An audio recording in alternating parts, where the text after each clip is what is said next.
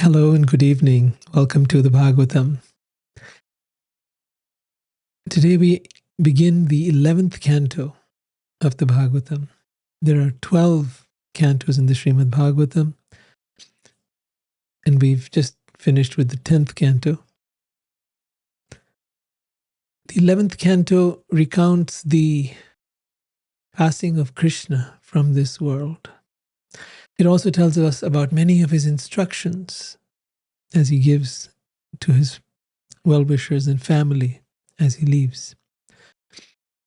So it's a very sad moment, but a moment filled with great wisdom and understanding. The 12th canto will then move into many of the predictions about Kali Yuga and the times ahead. And we will get to see a lot of that as well. So, thank you so much for being here through all of this. If you've been following me from the beginning, it's been probably around 2 years, 135 episodes of the Bhagavatam itself. That's over 135 hours. So thank you so much for your being with me on this journey. This chapter is called The Curse Upon the Yadu Dynasty. And it begins with the same persons that have been discussing the Bhagavatam, and that is Shukadeva Goswami and the great king Parikshit, who was cursed to die in a matter of 7 days. So Parikshit, the king, has been inquiring from the sage Shukadeva about the things that one should understand when one is about to die. How should one prepare for death? And it's a very important topic, perhaps the most important topic, the most unspoken, unconsidered, and unprepared for topic amongst most human beings, I would say. At the most, they might arrange for their funeral or something like that, but really we don't want to talk about it. Parikshit not only wanted to talk about it, but wanted to prepare, and not just prepare his funeral. That was a minor point. But it was really, how do you prepare your soul for its next destination? How do you prepare your consciousness to move on to a better place?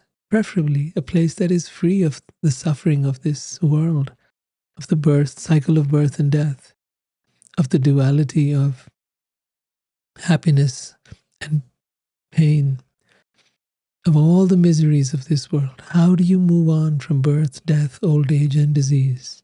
How do you get free? How do you get liberated? And what lies beyond liberation from this world? Those are the topics that are discussed in the Bhagavatam. So Shukadeva Goswami says, Sri Krishna, accompanied by his brother Balaram and surrounded by the Yadu dynasty, that's their family dynasty, Yadu, executed the killing of many demons, many asuras. Then further, to remove the burden of the earth, Krishna arranged for the great battle of Kurukshetra, which suddenly erupted in violence between the Kurus and the Pandavas. I would wonder why he uses the word suddenly erupted, because it was many years in the making. It was also many years in trying to resolve the issues that were being faced between these two major families, the Kurus and the Pandavas, who were basically cousins, who were relatives. And yet, there was such a big conflict between them that Brahma and Shiva, they go to Vishnu, the Shirodakshai Vishnu, and they call on him and say, look, this is what's going on. The earth is overburdened with all kinds of asuras. And I explained this many times, but just in case you're new today, an asura is a person who is against God. So an atheist, perhaps. But more than that, also who engages in ungodly activities. Not just a matter of faith or belief. One is not become a godly person just by believing in God. Neither does one become an ungodly person just by not believing in God. It is one's character and one's activities, whether those character and activities are in alignment with the nature, the will, the instructions of God. If one is in alignment with God, if one has a quality that is God-like, if one is following the code of conduct that is mentioned in the Vedas and other scriptures, then even if one doesn't believe in God, one cannot be called an asura, because you have the qualities that are godly. Your behavior, your way of treating other people is godly. And on the other hand, if someone believes in God but behaves in ungodly ways, harming other people, harming other creatures, harming the earth, harming themselves, engaging in all kinds of ungodly activities, then even if one believes in God, you are not actually a deva or a sura or a godly person. This distinction is very important to understand and has been forgotten in today's time. It's not a matter just of belief. Belief is a good thing. Belief is a starting point.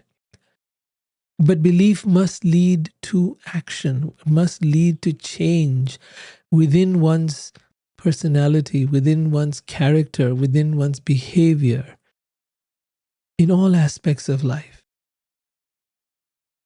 You cannot be behaving like an asura, let's say, for example, torturing your children or your wife, or raping or abusing, and say, I believe in God. Let's say you're a mafia don and you believe in killing people, but you engage in killing people, but you believe in God. Would you be considered a godly person? Not really.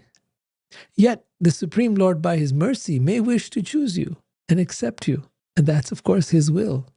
Krishna says in the Bhagavad Gita that even if one commits the most abominable of actions, if one is rightly resolved towards me, he is to be considered saintly. So there is that aspect in which you are devoted to God and yet caught up in terrible acts. Then it is on him. He will purify you. He will put you back on track. That's between you and him. But I would say that as far as most of us are concerned, your behavior does not add up to being that of a godly person. Now, if I'm wrong, please correct me. I'd be happy to hear hear your opinions and your comments about that. All right, so Brahma went along with all the devas to approach Vishnu. And first they waited for him, and then when Vishnu did arrive, the Supreme Lord announced through Brahma that he would soon incarnate on earth to remove the asuras, the ungodly, and that the devas, the demigods from the heavenly planets, should also descend to assist in his pastimes.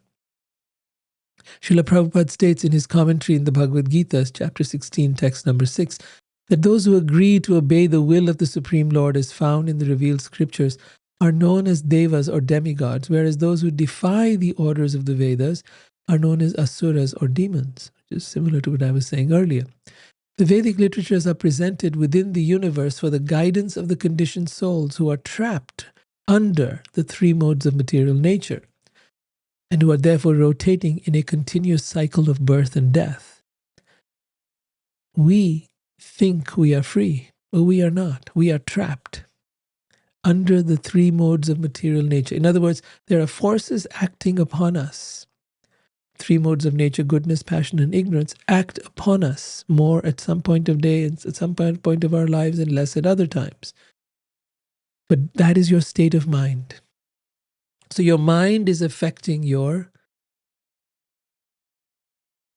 the situation that you're in and how you feel and how you experience the world and how you see it and how you experience others. All of that is being affected by your mind, your intelligence, your ego. All three of these together, along with the modes of nature, have you trapped. You think that you are free, but in fact, they control you. The situations around you, the politics, the weather, the economy, everything, the people at work, the people at home, they control you. None of us is free. None of us is free. We are all prisoners. Prisoners of our karma, prisoners of our minds, prisoners of our consciousness, prisoners of our way of thinking, prisoners of our beliefs, prisoners. And yet we try our hardest to think that we are free. But thinking doesn't make us true. We are prisoners of death. We will all die. We are prisoners of old age. We will all get old. We are prisoners of disease. We cannot stop these things. We are prisoners of this body. We cannot just walk away from it and wander around if we want to. We are caught by it and bound to the limitations that it imposes upon us. If my body is tired, I cannot do anything. If my body is sick, I cannot do anything. We are its prisoner. And yet we want to imagine that we are free. Tell me, how are you free? Where is your freedom? What are you really able to choose? Everything you choose has been put in front of you. You have been influenced by the advertisers, by the sellers of products. You have devoted your life to working for these companies and corporations and other places, wherever you might work. They control you. They take your time away. All in the name of survival. And yet, if you notice, all creatures survive. All the animals, the birds, they survive. They don't necessarily work in factories. They don't necessarily go around, needing to create big homes and structures and drive cars. They survive. Right? So we are stuck in this continuous cycle of birth and death. By continually adhering to the Vedic injunctions, we can easily satisfy our material needs, at the same time make tangible progress on the path back home, back to Godhead. Thus we can achieve an eternal life of bliss and knowledge in the Supreme Lord's own abode.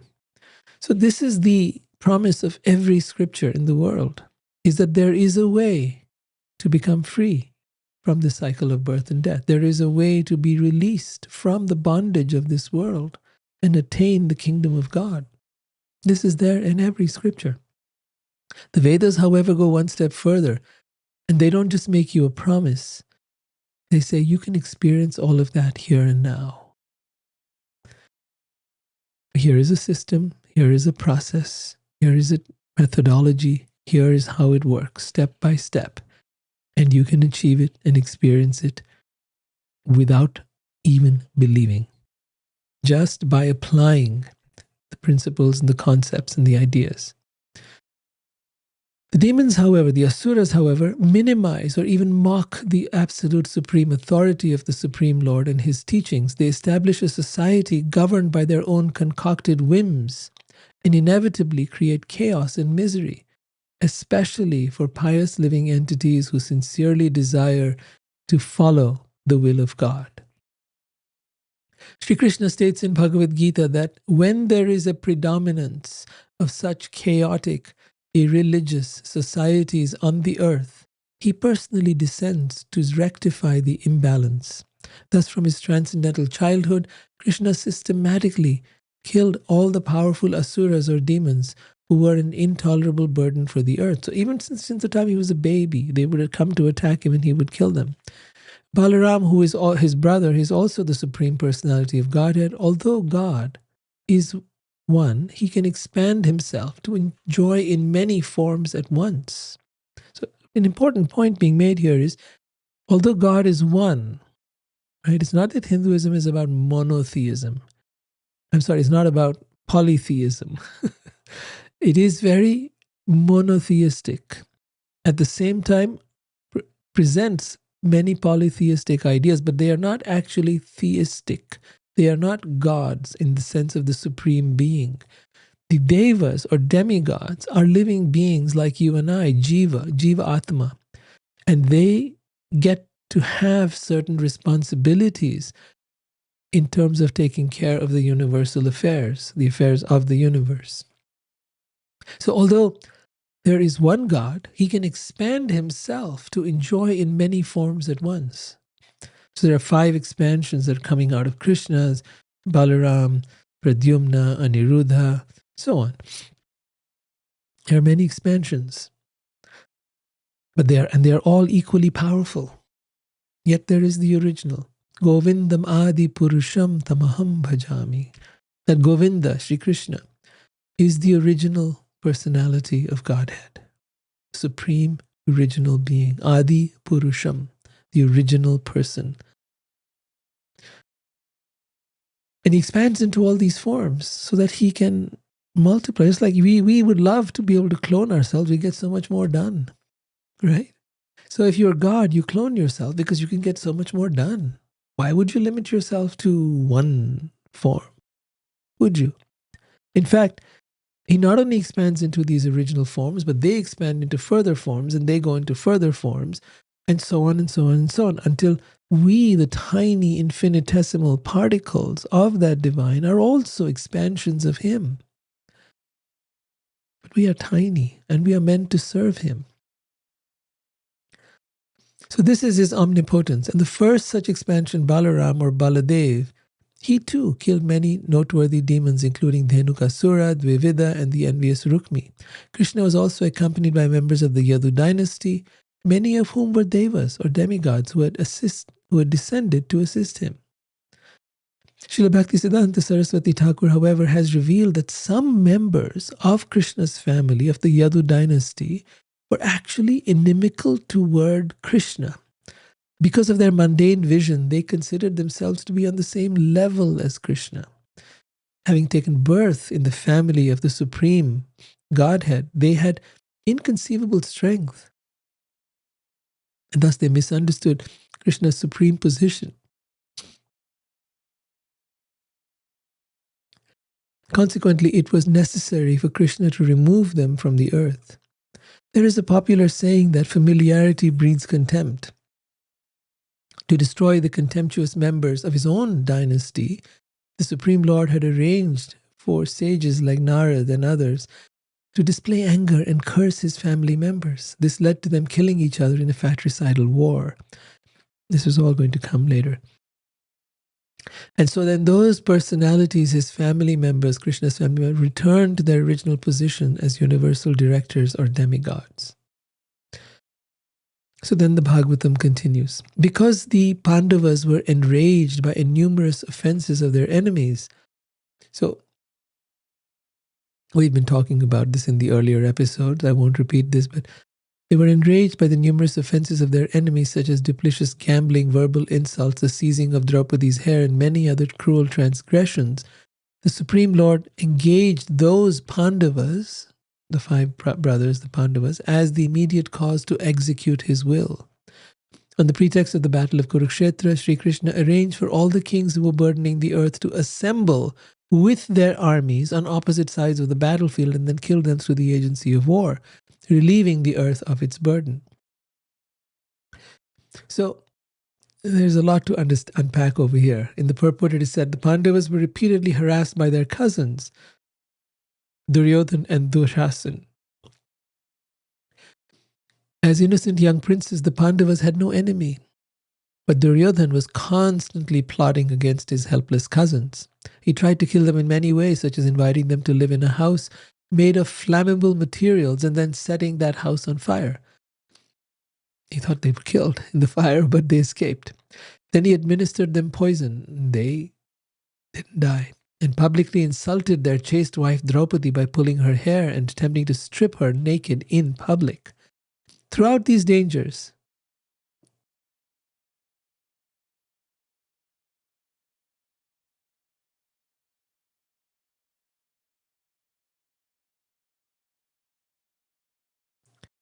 Sri Krishna constantly protected the Pandavas who were fully surrendered to him and who knew no shelter other than him.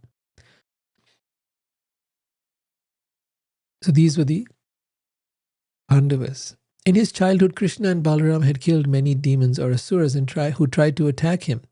Now he empowered his devotees, Arjun and the Pandavas, to remove the impious kings. In this way, he re-established dharma and rid the world of asuras. So what is being said here is that in the early stages, Krishna was doing the killing of the asuras by himself. Those demons that came to attack him and his family in Vrindavan, and even in Mathura. But later, he empowered his devotees, the Pandavas, to do the work. And then they in turn went out and killed all the asuras. Krishna was in the battle of Kurukshetra. He didn't even pick up a weapon. He did not fight at all. And yet he empowered his devotees to do all the work. Because you cannot have a peaceful society based on adharma, based on a lack of spiritual and religious principles. You cannot have a peaceful society that is not based on godliness. It's not possible. And godliness does not mean my God versus your God, my religion versus your religion. No, that can equally be adharma. There is only one God, and there is only one religion, and that religion is to follow God. Right? It's not based on a particular messenger of God, son of God, prophet of God, or book of God. It is based upon an understanding of who God is, and that all of us, all over the world, of all religions, follow the same God. We do not follow different gods. A thing is known by its symptoms. And if you examine the symptoms of what one person thinks is God and what another person thinks is God, and if those symptoms match, then we're talking about the same thing. I can call food by one, or let's say an apple, right, as an apple in English. But in Hindi, the word would be different. In Chinese, the word would be different. In Spanish, the word would be different. The words change. As Shakespeare also said, a rose by any other name would smell as sweet. So the words change. Even some of the ideas change. Even the way of worship changes. That's okay. But as long as we mean the same thing, when we say God, if we mean that supreme being who is the cause of everything, who is the origin of everything, from whom everything comes, including us, and whom we are meant to serve and obey, then we're talking about the same thing. So coming back to our original thing here, we can also observe that many great devotees such as Bhishma also appeared to be inimical towards the Pandavas and Krishna. They played the part of being enemies, and upon being killed, they too immediately returned to his abode in the spiritual sky in their original spiritual bodies. So there were different kinds of people. There were those who were directly inimical towards Krishna. There were those who were extremely favorable towards Krishna. And then there were those who were favorable but had to be on the side of those who were inimical, who were against Krishna. That's what's being referred to here. Great devotees such as Bhishma, who appeared to be on the opposite side of Krishna and the Pandavas, but were deeply attached to Krishna. But they were just stuck in a certain situation. So when they died, they too were immediately returned to Krishna's abode in the spiritual sky in their original spiritual bodies. In fact, every person in the battle of Kurukshetra and every asura that tried to kill Krishna was liberated, was given moksha. This is what great yogis hope for. They got it just by being in his association, by being in his presence, even if they came to kill him. Of course, those who came with higher intentions, such as to love him, received other spiritual forms. The Bhagavatam then continues. The Supreme Being used the Yadu dynasty, that's his family, which was protected by his own arms, to eliminate the kings who with their armies had been the burden of this earth. Then the unfathomable Lord thought to himself, although some may say that the earth's burden is now gone, in my opinion it is not yet gone, because there still remains the Yadava dynasty itself, meaning his own family itself, whose strength is unbearable for the earth. This is another important twist that we have to understand. In the purport, it is said by Sridhar Swami that the word Bahubi, by his arms, is used in the plural rather than the dual, to indicate that the Supreme Lord caused the destruction of his own dynasty in his four-armed form. Vishnu, as you can see, will have two arms. No, Krishna will have two arms. The original form of Krishna as Govinda is two-armed. But it was by his four-armed Narayan form that Krishna killed all the asuras on the earth, including the ones in Vrindavan. Krishna does not personally kill them. His Narayan form, which is four-handed, steps out and does the killing. So it was that four-armed Narayan form that Krishna killed all the demons on the earth. Let's see if we have that. Yes, we do. Right? So Vishnu or Narayan, his four-armed Narayan form that Krishna killed all the demons on the earth and ultimately removed the burdensome members of his own family as well. Srila Jiva Goswami has given another reason for the destruction of the Yadu dynasty. He emphasizes that the activities of the Supreme Godhead should never be taken to be ordinary material activities, nor are his associates ordinary persons. Although Krishna apparently incarnates within this world for some time and then goes away, it should be understood that he is eternally situated with his entourage in his various abodes in the spiritual world. The members of the Yadu dynasty are his eternal associates and therefore cannot bear to be separated from him. Since Krishna was preparing to give up his earthly pastimes, if he was to leave the Yadu dynasty on earth, they would surely become so disturbed by his absence that their highly agitated state of mind would trample and destroy the earth. Therefore, he arranged for the disappearance of his dynasty prior to his own disappearance. See, they all belong together. Krishna and his family members, they are eternal associates.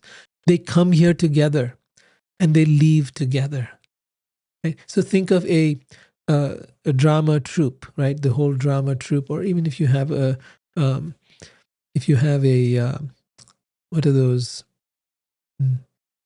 When you have a fair or you have a circus, yes. And they all come together, the circus comes to town, and they perform their things, and then the whole circus packs up and goes away. Theater groups do the same thing. And when Krishna comes with his family members and his dynasty and all of that, they all come as part of an entourage. And when they leave together. Srila Jiva Goswami concludes that ultimately the members of the Yadu dynasty are never to be considered irreligious. Vaishnava acharyas or gurus have mentioned that the story of the disappearance of the Yadu dynasty is especially meant to help the conditioned souls achieve liberation from the bondage of materialistic life. Within the three worlds, there is none as powerful and opulent as the Yadu dynasty, Krishna's family. The Supreme Personality of Godhead is the possessor of unlimited opulences, beauty, strength, knowledge, fame, and so on. And the members of the Yadu dynasty, being his personal associates, were also endowed with inconceivable opulences. Therefore, when we see how a fratricidal war suddenly deprived the members of the Yadu dynasty of all their earthly possessions and even their lives, we can understand that there is no permanent position within this material world. In other words, although the members of the Yadu dynasty are eternal associates of Sri Krishna and were immediately transferred to another planet where the Supreme Lord was appearing next, their sudden disappearance through fratricidal war is meant to impress upon the conditioned souls the temporary nature of this world. So what it's trying to say here is that even Krishna's family members do not get to live here forever. We certainly don't get to live here forever. Everything in this world is temporary. And every one of us needs to be very consistently aware of this fact. To never lose sight of this. To not get caught up in the illusion here and think that this is going to last, because it is not. But you'll see that even people when they are 70, 80, even 90 years old, They still act as if they're going to live forever. They still do not ask, what happens next? When I leave this world, where do I go? Many have settled upon the idea that, I'm going to go to heaven. Well, if everybody from here, being as crazy as they are, went to heaven, then we'd have hell in heaven. We'd have the same mess we have here over there. So real heaven cannot be where everybody from here just lands up just because they believed in a certain religion. No, sorry, won't work like that. You can believe all you want. I'm not here to tell you not to believe something, but it's not going to happen. You'll be right back. Because you may say that, you've been blessed by someone and that your sins have been taken away, yes. But even though your sins were taken away, you continued committing them. And even because you kept committing them, they never went away. And you kept asking for forgiveness and you kept committing your sins again and again and again. You think you lived a good life, but no. With every step you took, with every breath you took, with every morsel that you ate, with every thought that you thought, with every action that you committed, you then incurred further karmic sins. And take it or leave it, those things will bring you right back. Your liberation is not guaranteed. You will not get out of this world. The purport continues, the apparent enmity of certain members of the Yadu dynasty towards Krishna should not be taken as actual adharma, irreligion. The entire situation was arranged by Krishna to teach a lesson to the conditioned souls. Srila Jiva Goswami has cited several verses from the Bhagavatam to prove that the members of Krishna's family, the Yadu dynasty, achieved their exalted birth in the Supreme Lord's own family by innumerable pious activities and by complete absorption in thought of Krishna. In fact, it is said that in sleeping, sitting, walking, and speaking, they were unable to remember their own selves because they were simply thinking of Krishna. In the first canto of Srimad Bhagavatam, Canto 1, Chapter 15, Text 33, Srila Prabhupada has commented as follows on the disappearance of the Yadu dynasty. The setting of the sun does not mean the end of the sun. It means that the sun is out of our sight. Similarly, the end of the mission of the Supreme Lord on a particular planet or universe only means that he is out of our sight. The end of the Yadu dynasty also does not mean that it is annihilated. It disappears along with Krishna out of our sight. So it's a wonderful analogy which states that just as we see Krishna's pastimes or saw Krishna's pastimes 5,000 years ago or 7,000 years ago, and then he disappeared from our sight, it doesn't mean that he's dead and gone. No, he's simply now in another universe performing the same activities. At the same time, he exists in the spiritual world eternally. He never leaves that world. But he expands and performs his pastimes here so that he may invite us back to home after showing us what it's like to be with him. Right? So the activities are performed here and they're also going on in other universes. As one activity ends here, it begins in another universe. And then in another, and then in another, and then in another. Shri Krishna thought, no outside force could ever bring about the defeat of my family, the Yadu dynasty, whose members have always been fully surrendered to me and are unrestricted in their opulence. But if I inspire a quarrel within them, that quarrel will act like a fire created from the friction of bamboo in a grove, and then I shall achieve my real purpose, and then together we will return to our eternal abode. The purport is explained, even though Krishna wanted to arrange for the disappearance of the members of his dynasty, he could not personally kill them because they were his own family. Does that make sense? Right? You don't go about killing your own family members. So one might ask then, why did Krishna not arrange for them to be killed by others? And Vishwanath Chakravarti Thakur points out that no one within the universe was capable of even insulting the members of the Yadu dynasty, what to speak of defeating or killing them. They had fully taken shelter of Krishna under his personal protection. It is stated that Mare Krishna rakhe Krishna mare ke. If Krishna protects someone, no one can kill him. We see that in the example of Prahlad Maharaj. We see that in so many different examples, even Meera. If Krishna protects someone, no one can kill him. Mare Krishna rakhe ke. If Krishna, and rakhe Krishna mare ke. If Krishna protects someone, rakhe Krishna mare ke. How can someone kill him? So if Krishna protects someone, no one can kill him. And if Krishna wants to kill someone, no one can save him. Krishna had originally requested all of his associates, along with the demigods, to appear on the earth to assist him in his pastimes. Now that his pastimes were coming to an end on this particular planet, and and these pastimes would now continue on another planet, in another universe, Krishna wanted to remove all his associates from the earth so that in his absence, they would not constitute a burden, because they were so powerful. And if that power can corrupt you. So with Krishna around, they were still somehow in balance, but they didn't know what would happen afterwards. Since they could not possibly be defeated by anyone, Krishna arranged an internal quarrel, just as the wind in a bamboo forest sometimes rubs the bamboos together and creates a fire that consumes the entire forest. The Bhagavatam then continues.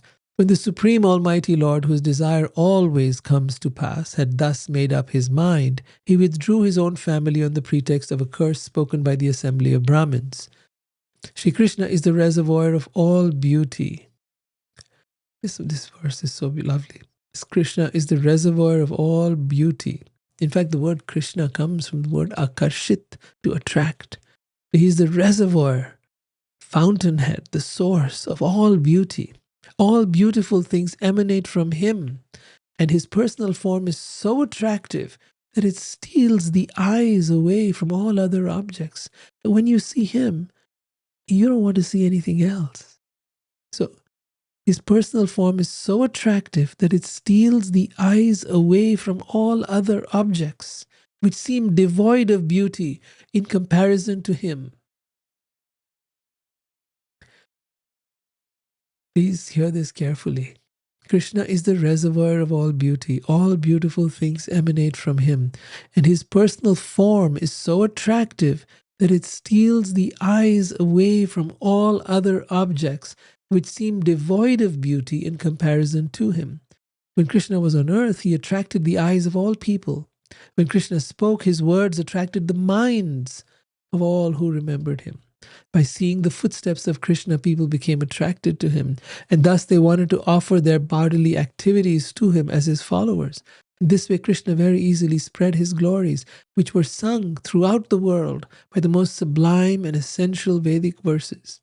Shri Krishna considered that simply by hearing and chanting those glories, conditioned souls born in the future would cross beyond the darkness of ignorance. Being satisfied with this arrangement, he left for his desired destination. In the purport, it is stated in this verse that by his beauty, Krishna stole away the vision of people who saw him. Krishna's speaking was so attractive that those who heard him became speechless. Since generally those who cannot speak are also deaf, the Lord's words also stole away the ears of those who heard him, since they were no longer interested in hearing sounds other than Krishna's speaking.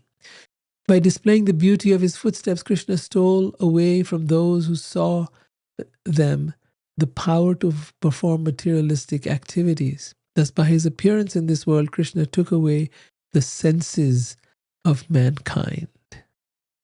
He stole away the senses of mankind. What keeps us bound to this world? I raised that question in the beginning, and I want to raise it again. Ultimately, it is our senses. It is our senses that Krishna says in the Bhagavad Gita, when one's senses become absorbed in something, it could be the beauty of a person, it could be desirable food or drink or a place or some object of sense gratification, then we pursue that and we try to get that. Every creature, from the human to the animal to the bird, does that. We see the object of our sense gratification, that which will appeal to our senses. And we then become the slave of our senses, and we follow their command, and then we pursue that thing that we desire. If we didn't have any senses, then we wouldn't have much desire. But senses come with this body. The mind, intelligence, and ego exist to serve the senses. Therefore, the senses are our enemy. They are the ones that are controlling us. They are the ones that then control our mind. Look at it. I mean, what makes you angry? What makes you upset? It is when you do not get what you want. How do you know what you want? Your senses fixated on something, desired something, and then you didn't get it. Now you're disappointed. When you got it, you were happy. So yes, there is all the elements of desire in that. And then there is, of course, the elements of identity, which have to do with the ego. That's another whole area that controls us. So by his appearance in this world, Krishna took away the senses. He stole the senses of mankind. You see the examples where he's stealing the butter of the gopis. That is very much an analogy or symbol for stealing our hearts, for stealing our mind, for stealing our senses.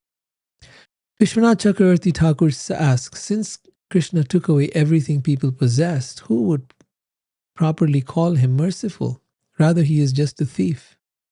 In this way, he indirectly offers the highest praise to the beauty of the Lord. He also points out that although Krishna gave liberation to the asuras, the demons, by destroying them, to those who were attracted to him, Krishna gave pure love of God and drowned them in the ocean of his own beauty. Thus, Krishna is not like a person who gives charity without discrimination. And Krishna is so merciful that not only did he give the highest benediction to the inhabitants of the earth, but he empowered great saintly persons such as Vyas to describe his pastimes with beautiful poetic verses.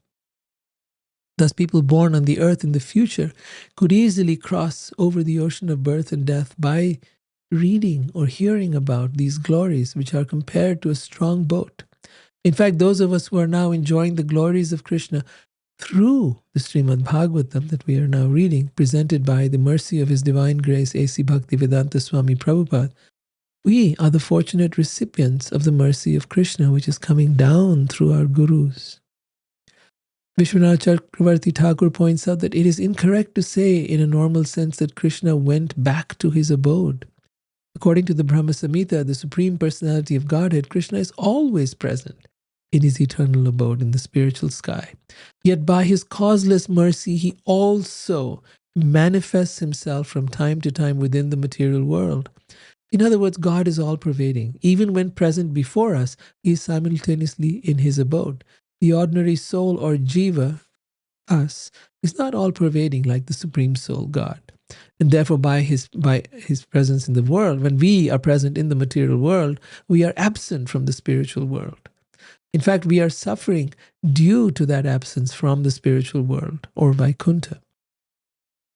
Vishwanath Chakravarti quotes a statement in Srimad Bhagavatam, Canto 3, chapter 2, text 7, wherein Uddhava compares the disappearance of Krishna to the setting of the sun. In this purport to this verse, Srila Prabhupada has written, the comparison of Krishna to the sun is very appropriate. As soon as the sun sets, darkness automatically appears. But the darkness experienced by the common man does not affect the sun itself, either at the time of sunrise or sunset. Krishna's appearance and disappearance are exactly like that of the sun. He appears and disappears in innumerable universes. And as long as he is present in a particular universe, there is all transcendental light in that universe. But the universe from which he passes away is put into darkness. His pastimes, however, are everlasting.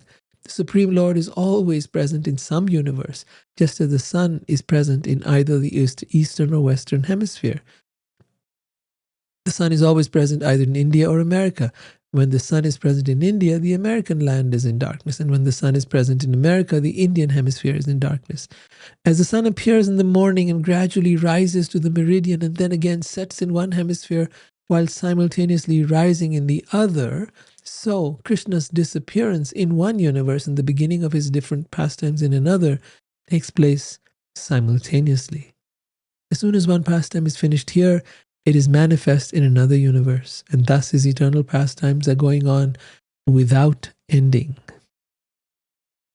So now the king Parikshit inquires, how could the Brahmins curse? How could the Brahmins curse the Vrishnis, the Yadus, Krishna's family, who were always respectful to the Brahmins, who were charitable and inclined to serve senior and exalted personalities, and whose minds were always fully absorbed in thought of Krishna? In the purport, it is explained, Brahmins generally become angry at persons who disrespect the Brahminical class, who are uncharitable, and who decline to serve senior respectable personalities. The Yadus, however, were not like that, and thus they are described here by King Parikshit as Brahmanyanam, or sincere followers of Brahminical culture. Further, even if the Brahmins became angry, why would they curse members of Krishna's own family? Since the Brahmins were well learned, they must have known that it is offensive to oppose personal associates of the Supreme Lord. The Yadus were Krishna's own people, and they were always absorbed in thinking of Krishna. Therefore, even if somehow or other the Brahmins had cursed them, how could that curse have had any effect?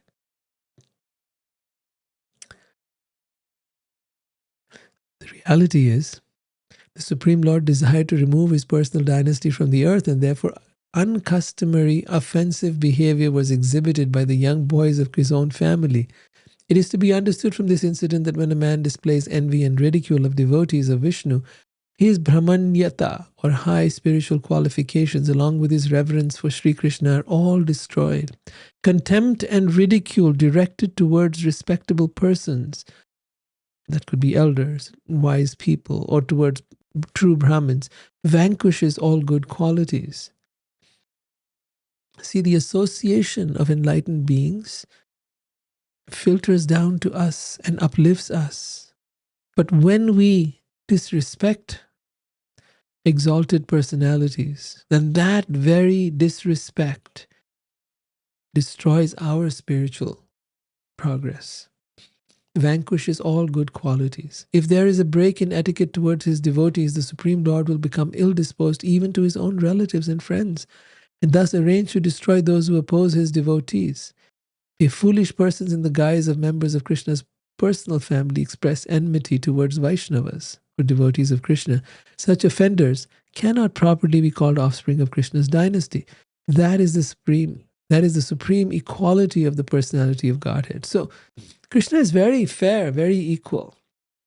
On one hand, if the sages were to speak, if the sages were to criticize, or rather to curse Krishna's family, and was to cause to destroy them, he would have protected his family, but it was not his wish to do so. He had used them to create a certain situation.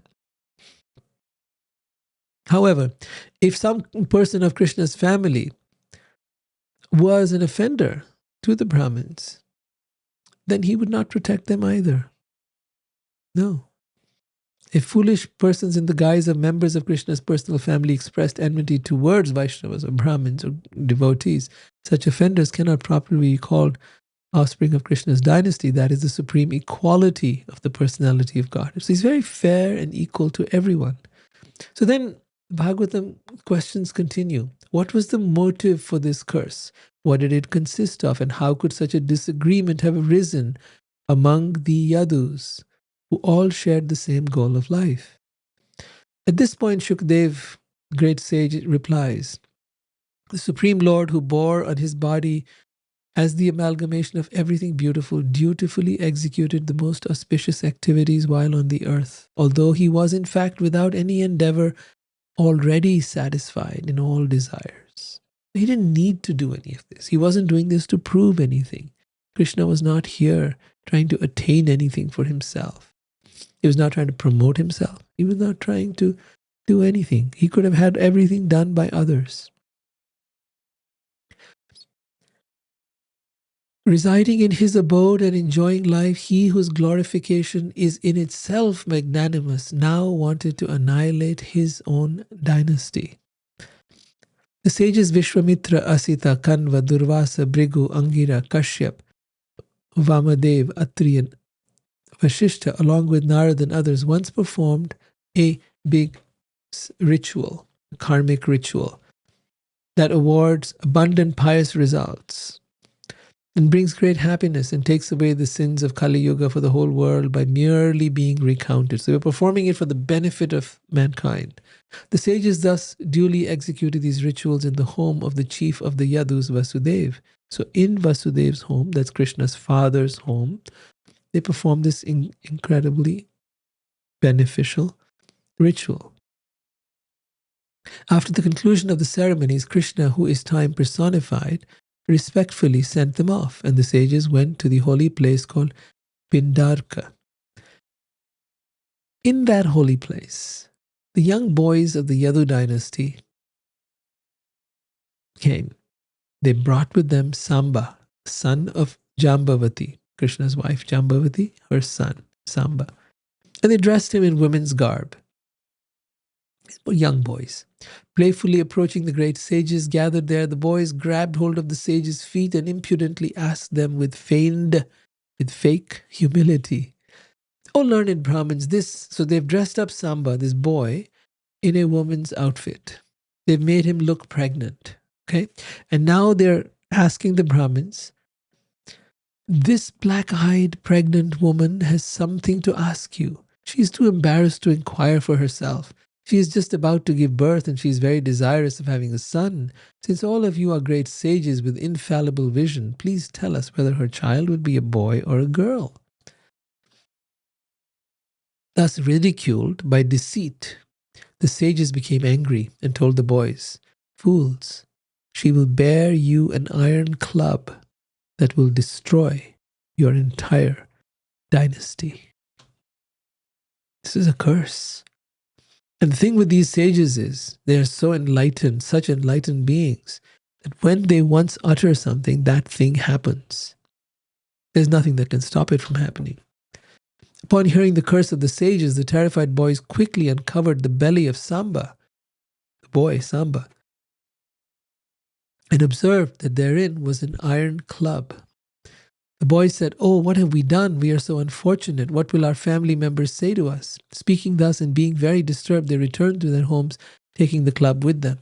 The Yadu boys, the luster of their faces completely faded, brought the club into the royal assembly, and in the presence of all the Yadavas, family members, they told King Ugrasena what had happened. When the inhabitants of Dwarka heard of the infallible curse, means that nobody could negate it. When they heard of the infallible curse of the Brahmins and saw the club, they were astonished and distraught with fear. So now what did the king do? King Ugrasena took the club and ground it to bits. And then he personally threw the bits, all the pieces, along with the remaining lump of iron, into the water of the ocean. So he literally ground it up like into nothing, like tiniest particles that he could. And then there was a little lump that was left, and he threw all of that into the ocean. Now a certain fish swallowed the iron lump, and the bits of iron were washed onto the shore by the waves. And those bits, tiny little fragments of iron, implanted themselves there and grew into tall, sharp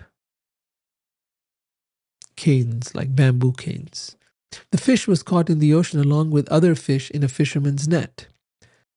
The iron lump in the fish's stomach was taken by the hunter Jara, who fixed it as an arrowhead at the end of his shaft.